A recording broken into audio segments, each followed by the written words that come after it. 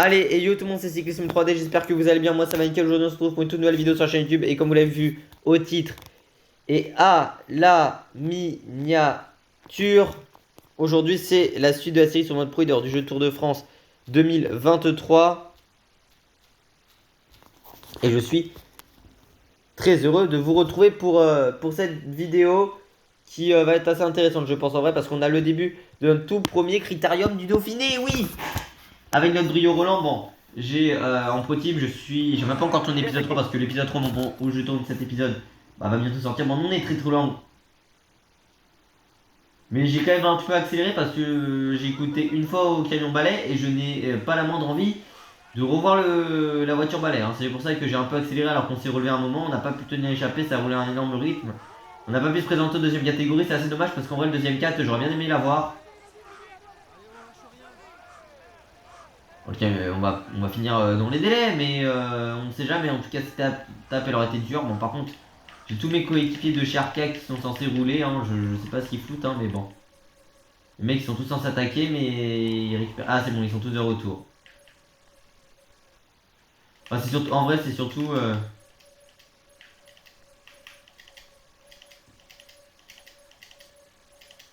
En vrai, en soi, c'est surtout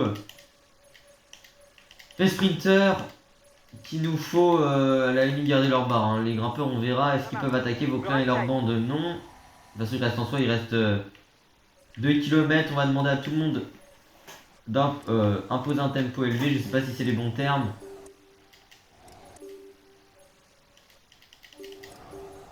Allez les gars, allez. Est-ce qu'on a un mec dans le top 10? Parce qu'il n'y a quand même que 23 gars devant. Donc j'espère quand même qu'on en aura. Victoire de Julien Lafilippe devant. Nous on va sur la côte du Rocher de l'Aigle en attendant. 900 mètres à 7%. C'était une étape remportée IRL par Christophe Laporte, cette étape. Et la réponse est que nos corps vont vraiment genre faire 20e. Genre ils vont vraiment être de la 19e à la 23e place dans ce groupe. Et non mais c'est pas génial ça. Ils perdent même du temps. C'est pour vous dire. Heureusement qu'on leur a dit d'imposer un tempo élevé et de faire le sprint. Hein. Non mais ça c'était def. Déjà ce jeu, genre on leur demande pas non plus de faire un énorme mode de jeu, les graphismes, mais surtout même pourquoi c'est toujours autant bugué ça dans l'oreillette. Bon, on va quand même se faire ces 4 derniers kilomètres ensemble. Hein. On ira à l'avant demain, il y a un deuxième 4 et souvent les échappés vont au bout sur le Dauphiné. En tout cas dans la série de Skiros. Chez nous, bah ça ne l'a pas fait, dommage. Enfin nous, c'est pas que ça ne l'a pas fait, on le sait toujours pas, mais bon. On espère pouvoir y prendre goût aussi aux échappés. Par devant avec Brieux. On va terminer cette étape hein, plutôt tranquille, on va être assez loin, mais bon. Dans quelques années, enfin peut-être la saison prochaine, on sera là pour la gagner cette étape. Nous, notre objectif, c'est surtout d'aller chercher un petit deuxième 4, pourquoi pas, hein, sur cette épreuve. Attendez, est-ce qu'on n'aurait pas moyen de récupérer des cours devant? Après, ce sera des efforts un peu qui vont être décomptés. Hein. J'ai envie de vous dire. Sprint info plat montant, écoutez. On a un peu à leur rythme. Alors, on voit qui revient de l'arrière, non, mais bon, écoutez. On a fait le groupe Eto aujourd'hui, on s'est amusé. On est là, et on arrive avec Brio Roland dans les délais. 73,6 de général. Hein. On est quasiment du niveau des White Costumes. On est meilleur que Venturini sur le jeu, pour le moment. Mais d'ici le tour, en soi, déjà, on aura terminé des étapes de vallon, notamment celle-ci. Parce qu'il y en a 3 sur Dauphiné. Et 2 étapes, il y a une étape de moyenne montagne, une étape de montagne aussi. Enfin, 2 étapes de montagne qu'on peut essayer de terminer. Normalement, on devrait déjà avoir terminé une étape de montagne. Enfin, une deuxième étape de montagne, mais vous savez très bien qu'on a fini hors délai sur Paris-Nice, malheureusement.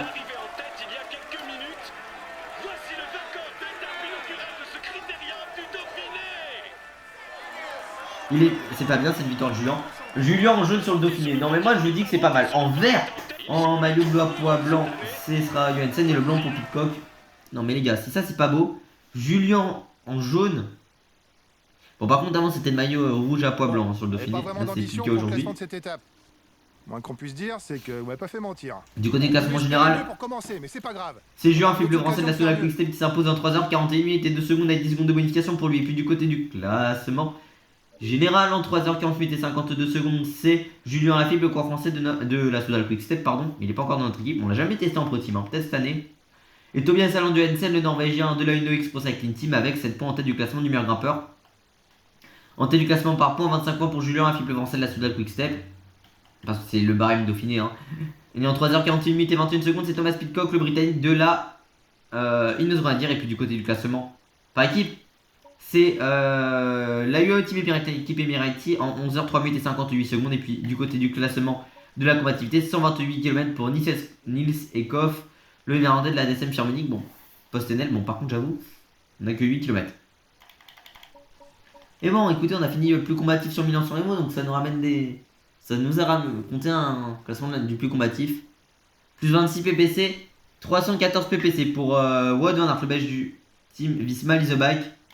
Et puis du côté du classement Pro Cycling par équipe, plus 0 PPC, 903 PPC pour notre équipe française de l'Arc Airbnb Hotel. On est toujours devant Visma Leasebike, mais ce serait bien que nous sur les splits on gagne des points. Et on va aller à l'avant demain. Commençons le briefing de En cette tout cas étape. sur cette étape là. Et on va y aller, je pense, très clairement avec un petit champoupou. Parce que ça me tente bien d'amener Champoussin à l'avant. Parce qu'au moins si l'échappée va au bout, Champoussin c'est quand même un bon coureur. Mais nous l'objectif c'est aussi le deuxième catégorie. Et on attaquera dans le deuxième 4.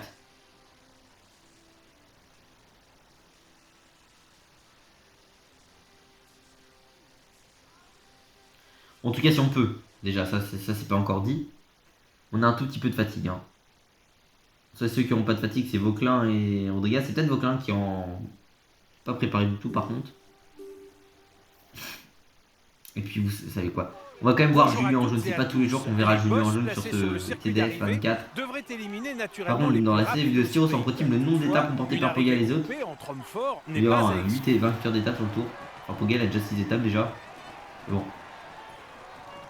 On est là. Quand je dis save de Styros, tout à l'heure sur le Dauphiné, c'était en pro team. Hein. C'est bon. Allez, tu tournes là, nous. Il y a Brieux. Et moi, j'ai surtout envie de ma photo avec Julien. Oh, David! J'adore Julien. J'ai quand même envie d'avoir ma photo avec Julien. Bonne journée.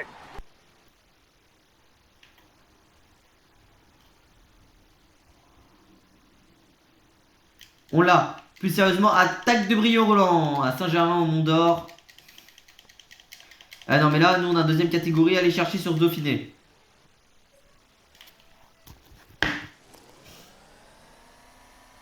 Bon, écoutez, nous, c'était émission Groupetto aujourd'hui. Hein. Non, on a essayé de deuxième catégorie, fait 2 au sommet. J'ai peut-être un peu mal lancé, je pense, hein, face à Rizou Serrata. Et puis après, le reste, c'est cadeau, entre guillemets. Quand je dis que c'est cadeau, entre guillemets, c'est que vraiment, on fait trop de sprint intermédiaire. Mais bon, par contre, l'échappée, on n'a pas tenu, malheureusement. Et puis de toute façon, je collaborais pas, on n'avait pas non plus beaucoup d'avance. Bon, comme par hasard, elle va aller au bout, hein, limite. Mais je collaborais pas pour la simple et bonne raison que. Putain, mais Vauquelin, il a 3 minutes! Non, mais par contre, ce jeu, c'est vraiment la merde. Hein. Mais ça, vous le savez, je vais vous expliquer. Vauquelin, on sait pas pourquoi il se prend une cache sur 10 minutes. Alors, je lui dis d'attaquer. Il est revenu et bon, il explose.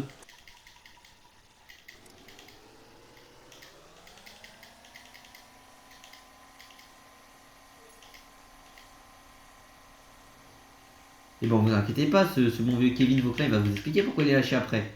C'est incompréhensible. Et puis, bon, derrière, Rodriguez va craquer aussi pour notre équipe. C'est super. Après, moi, il essaie de tenir. Nous, on va finir dans les délais. On va finir au milieu du peloton. Deuxième journée au milieu du peloton. On n'aura pas de top 10 à l'arrivée pour nous, malheureusement. Je finis vraiment à la place du démon, Rodriguez. C'est un truc de ouf. Parce que vous savez que j'étais à cette place. Parce que c'était la place qu'avait Guillaume Martin en 2020. C'était la première fois depuis 2013 qu'il n'y avait pas eu de Français dans le top 10 du tour. Et c'était un peu une honte, hein, et notamment c'était à ce moment-là que. Enfin. Parce que c'était depuis la 15e place de Bardet, comme j'ai dit, en 2013. Et puis bon. C'était la place de Gaudi en 2021. Mais bon, retour des Français en top 10. Enfin, même si c'était un an après que la 8ème place de Martin. En 2022, c'était la place de Madouas avant le déclassement de Kitana. Mais au final, Madouas est dans le top 10 et finit 10ème. C'était le cas également aussi pour.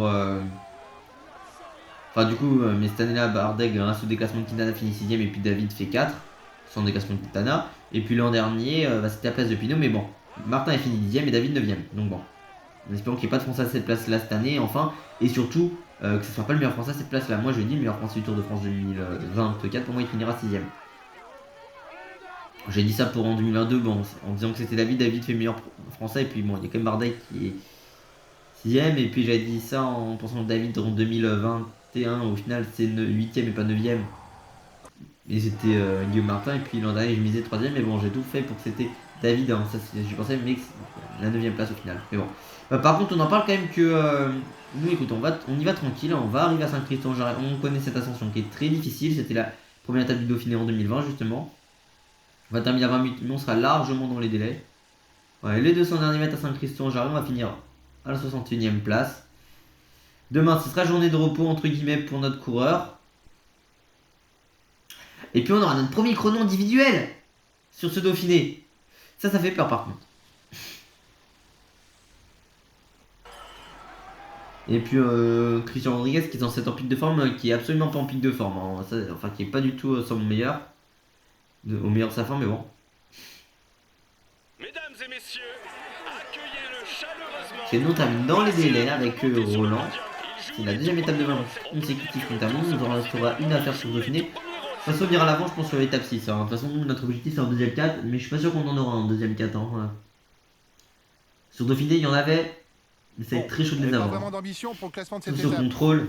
Moins qu'on puisse dire, c'est que vous m'avez pas fait Victoire de mentir. Pogacar, le jaune pour Pogacar, le vert pour Pogacar, le maillot blanc à poids blanc pour Johansen et le maillot blanc pour Remco Evenepoel. Qui fait une dictature de ce maillot. Après Van Aert. Pas après Van Aert, après Pogacar ces dernières années. Victoire de Tadej Pogacar, le semaine de la UAE Emirates avec 10 secondes de bonification. Bon, par contre, il avait un énorme écart, les 5 de devant. Du côté du classement général, en 7h59 minutes et 21 secondes, c'est Tadej Pogacar, semaine de la UAE Emirates. Finalement, Rodriguez est dans le top 10. Du côté du classement du meilleur grimpeur, 7 points pour Tobias Allan Johansen, le norvégien de la Uno Pro Cycling Team. Je sais pas si j'ai dit danois, mais c'est bien norvégien. Tout à l'heure, en tout cas, je sais pas si j'ai dit ça. Du côté du classement par points, 41 points pour Tadej Pogacar, le Slovène de la UAE Emirates.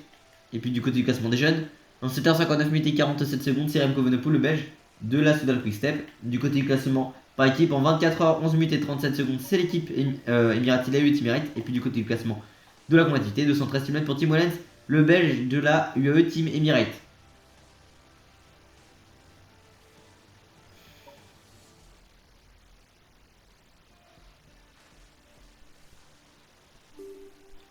Bon, on a vraiment fait que 84 km. Bonjour, les gars. Tout va bien.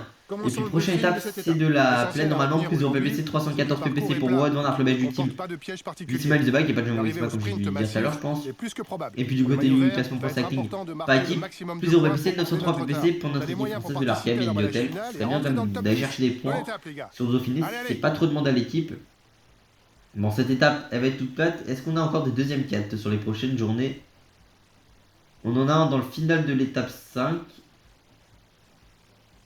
Donc voilà, mais ça va être chaud d'aller chercher. Et puis on en a quelques-uns sur l'étape de Saint-Joire-Crèche-Volant qui avait été remportée par Zimmerman. On en a 3, donc il faudrait essayer d'en avoir.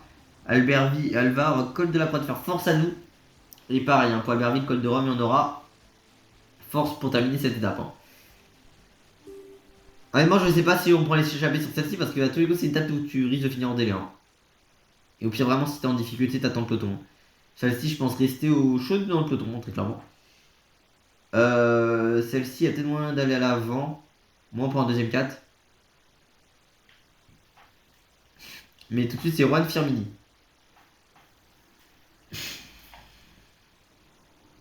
Ah bah c'est 3 étapes à la suite, on fait pas le moindre effort, hein, je le dis très clairement. Nous, c'est les 3 étapes à la suite, on finit chaud. Hein. Et puis là, franchement, Dauphiné, on termine toutes les étapes en roue libre.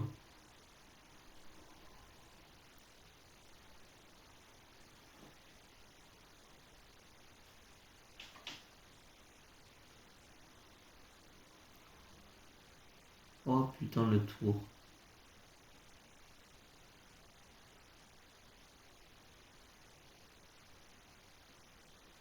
Oh la barre de fatigue, les gars. Encore résigné. Bah Et nous si on va on ne rester un s'entend peu. pas devant, ça pourrait coûter très cher. On va rester au chaud. Putain, mais Rodriguez, fils de pute, t'aurais pas pu l'avoir la veille, t'as. Dernier Pic de pointage forme. avec l'échappée. 1 minute.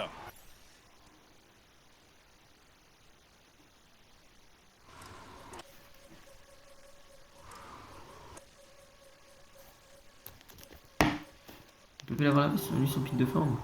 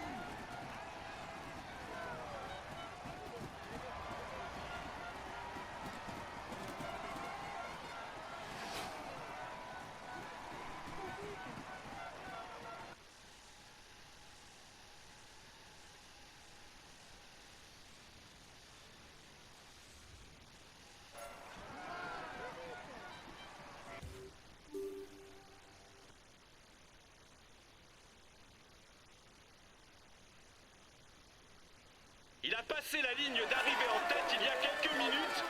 Voici le vainqueur de l'étape, Rohan Firmini.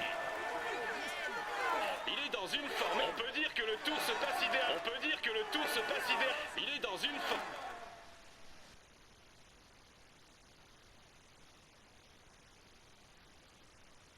Bon, on visait un top 10 sur cette étape. Est-ce qu'on devrait assister à la victoire d'un spécialiste de la discipline? Pour le classement général, il est important de faire ce chrono à fond pour rester bien classé. Faut être lucide. Nos chances de rentrer dans le top 10 sont minces. Essayez de limiter la casse.